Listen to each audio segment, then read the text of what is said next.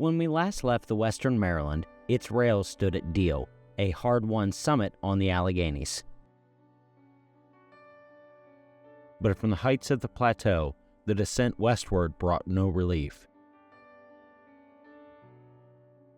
Here, the extension plunged into a country of rivers and ridges, where engineers would dig more cuts, raise more bridges, and spend more capital than ever before. The march to Connellsville had only just begun.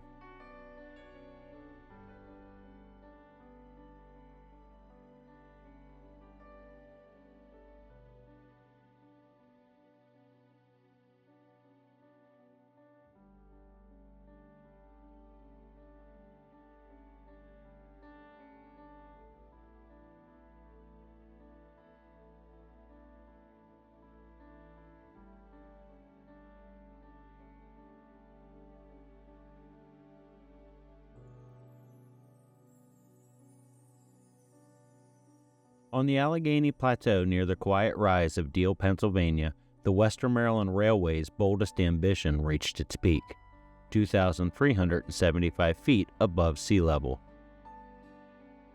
It was a summit, not just of geography, but of intent. Here, the Connellsville extension crested the eastern continental divide at the lowest maximum elevation of any railroad pushing through the central Alleghenies. While the B&O reached a lower summit at 2,258 feet, the Western Maryland offered a gentler climb for westbound trains, making the route operationally superior despite a slightly higher elevation.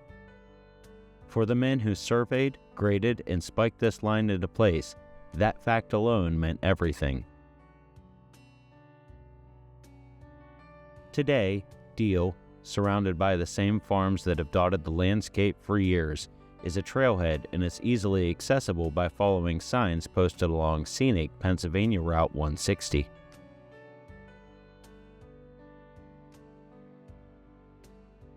East of Deal, the climb was steep and relentless, a 1.75% rolling grade through the highland forests. But westward, the grade softened, never reaching more than 1.52%. Yet what the slope lacked in incline, it made up for in complexity. In sweeping curves, deep cuts, soaring fills, in a web of bridges. It was the western slope that consumed the majority of the $12 million total cost of the extension, coming in at just over $7 million. From the summit, the line twists and turns through the shallow Flowerty Creek Valley, dropping into a corridor of coal, water, and iron ambition. Before reaching the bustle of Myersdale, it passed a name steeped in legend, Sand Patch. Known on the Baltimore and Ohio as Keystone, it was here in 1911 that the WM forged another unlikely partnership. As their own line reached maturity, the B&O's ancient Sand Patch Tunnel suffered a catastrophic collapse while building the modern Sand Patch Tunnel. For 6 months, the brand-new WM right-of-way east to Cumberland became a detour for the mighty B&O. A twist of fate, perhaps, but also a quiet testament to the soundness of Western Maryland engineering. Years later, even after the WM had been cast aside, the interchange at Sand Patch reversed direction. Trains still ventured up the hollow to reach the coal seams on the Blue Lake branch, a ghost of the old Rivalry still serving its original purpose.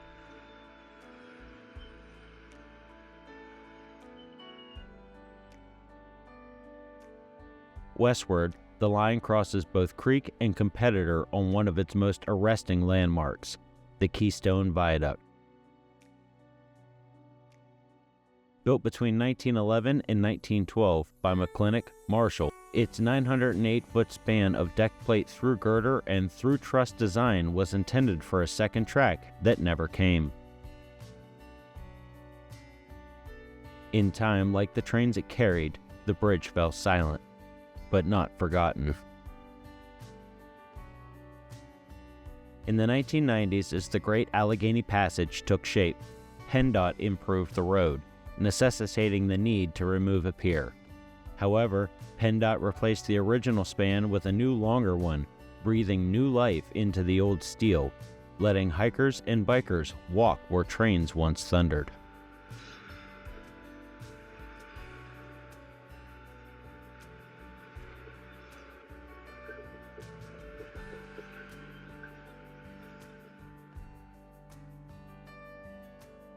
Through Glade City, the descent into Myersdale came in a graceful curve, slipping past a beautiful station built in 1911.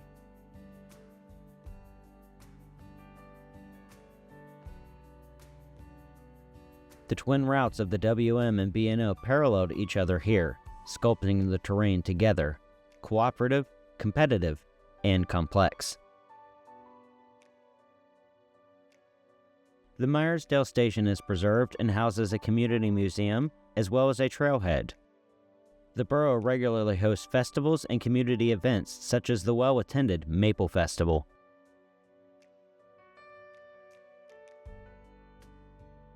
Just before Salisbury Viaduct on the right-hand side is the location of the Blue Lick branch that once climbed towards the Blue Lick mines, later known as Pohnpei, where coal dust still clings to memory long after the last Chessie or CSX crew traversed these rails.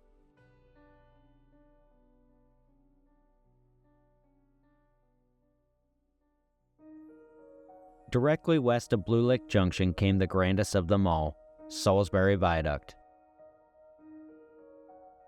A giant by any measure, 1,908 feet long and 100 feet above the Castleman River.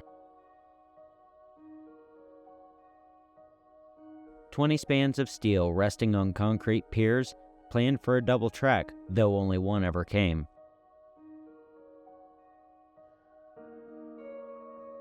At the time, it was one of the longest and highest railroad bridges east of the Mississippi River.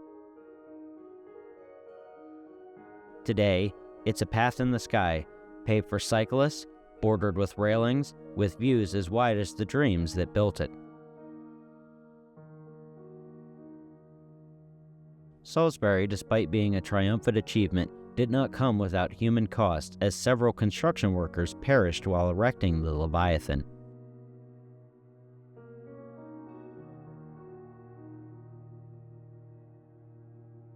On the morning of July 10, 1911, the workmen gathered at the base of the great steel skeleton rising over the valley.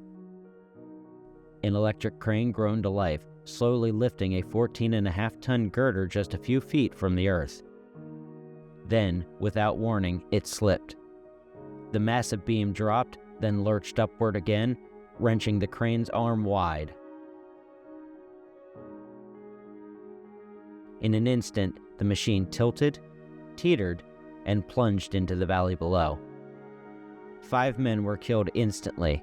2 more were pulled from the wreckage gravely injured. By nightfall, 1 would join his comrades. A month later, grief still hung over the site when tragedy returned. A laborer, prying at a stubborn girder, lost his footing, falling 64 feet to the hard ground below. Another life ended, and another family left to mourn. They were building more than steel and rivets here. They were paying for progress in blood.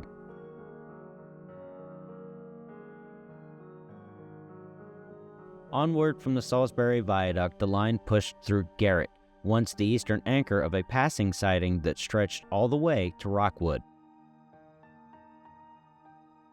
Garrett bore the name of John Wirt Garrett, the powerful B&O president who saw to it that the region bore the mark of railroads and in turn shaped them.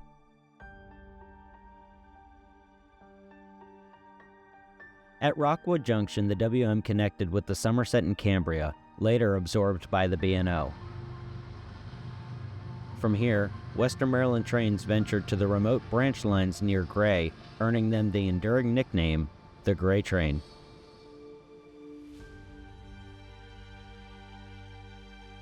Just beyond, the WM slipped past Rockwood, which is a trailhead. Rockwood, first known as Mineral Point, is a place born from milling and the Castleman River's might. Its early settlers carved a path from the rock and timber, giving rise to the town's rugged name and enduring spirit.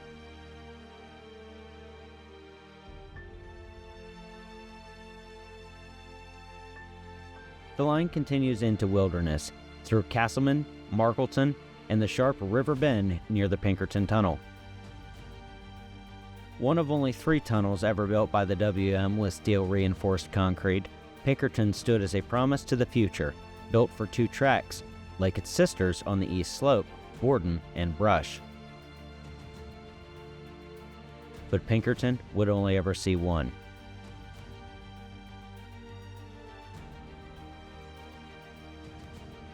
Then came Fort Hill, and finally Confluence, a river town at the junction of the Youghiogheny and Castleman Rivers, as well as Laurel Hill Creek. A town founded on convergence, a crossing, a choice. Confluence today is the location of a trailhead and exists as a popular destination in the Laurel Highlands for tourists, with numerous close attractions. Beyond Confluence, the line bent west through the mountain outposts of Kephart, Bidwell, Mueller, and then onto the shining green heart of the Laurel Highlands, Ohiopyle.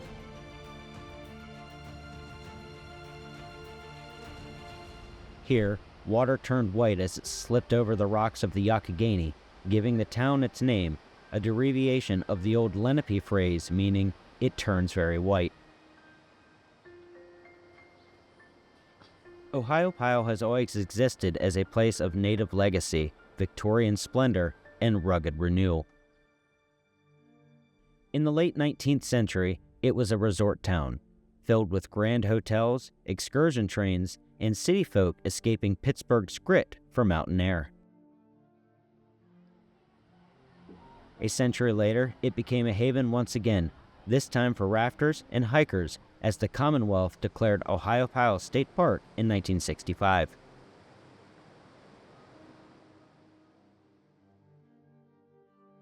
A 1911-built station and 2 bridges marked the WM's passage here, one low, replaced entirely after abandonment, and one high, soaring 75 feet over the whitewater below.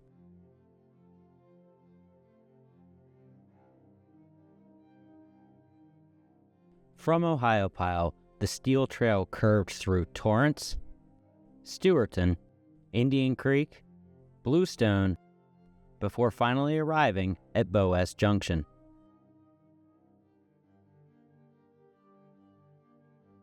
Boaz was more than a junction and a yard. It was a dream.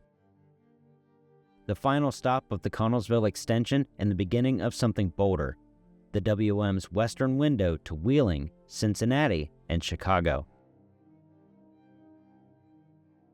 Here stood classification tracks, an engine facility, and at one time a turntable. It was where trains were built, broken, and sent forth again. It was also a proving ground and a battlefield in the quiet war between the WM and the B&O.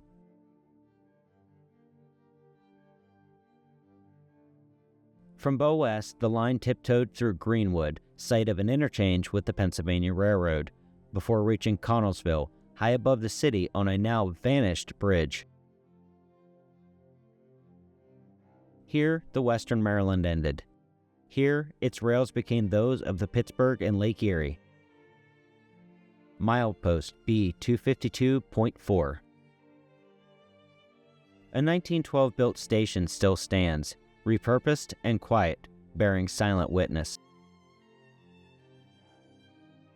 Connellsville was a coal town, a coke town, a town that once bore the title Coke Capital of the World. In 1910, over 17,000 beehive coke ovens flickered in the hills around it, beating the steel mills of America. The railroads followed, the B&O, the PRR, the PNLE, and finally the Western Maryland. In 1931, the Pittsburgh and West Virginia Railway completed its own extension to Connellsville, 54 miles of steel that tied into a new alliance, the Alphabet Route.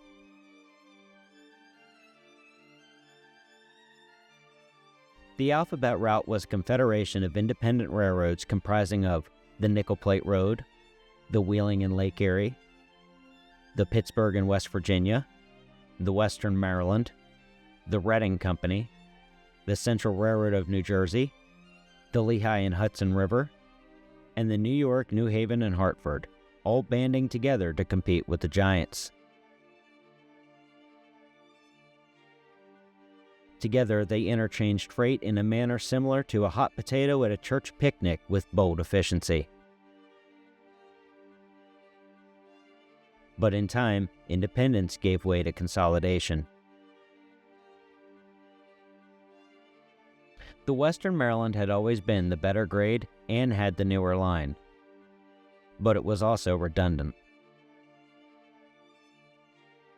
When the Chesapeake and Ohio Railway gained control of the B&O in 1963, the WM's fate was sealed.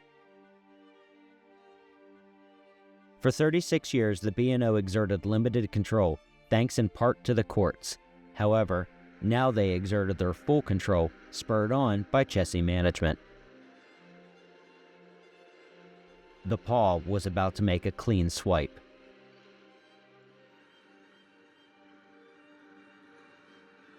On April 30th, 1975, the last train crossed the extension, still together, still intact.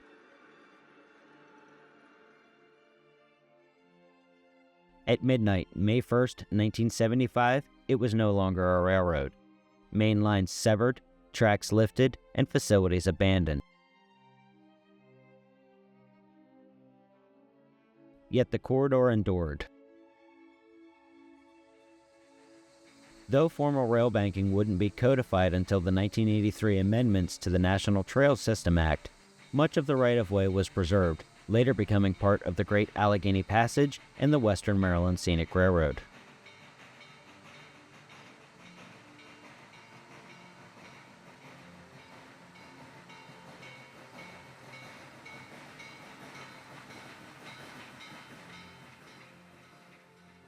In this quiet persistence, the Western Maryland's legacy lived on, its curves, grades, and tunnels ready to tell their story to a new generation of travelers, whether on rails, bikes, or foot.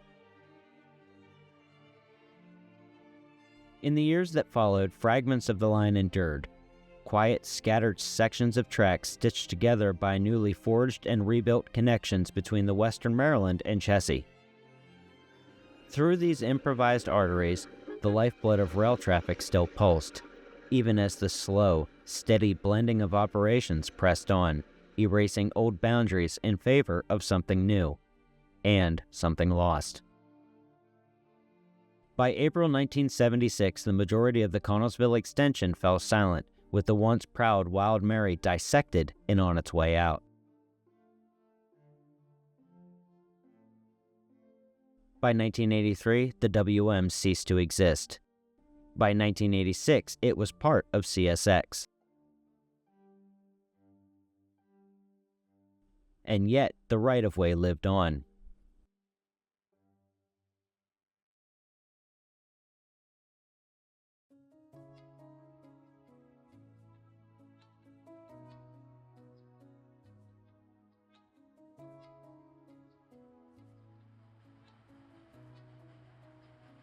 In the soft gravel beneath bike wheels and shoes, the Western Maryland still whispers. In the quiet curves where cyclists now glide and the rivers flow undisturbed, echoes the enduring legacy of the Connellsville extension, a once bold steel ribbon carved through the Alleghenies to connect distant markets.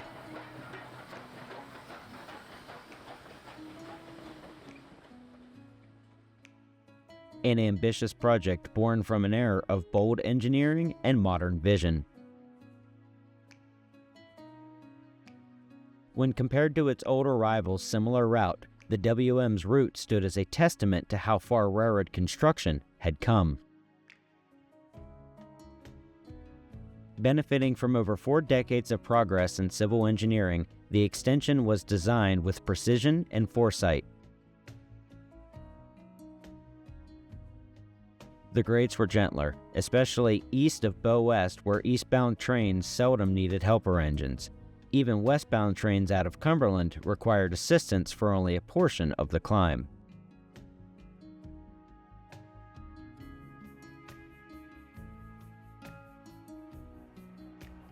Though the B&O's famed Sandpatch grade offered a more gradual westbound climb, the Western Maryland's main line was a full 5 miles shorter. This time-saving advantage was due in part to elegant engineering features that symbolized both beauty and function.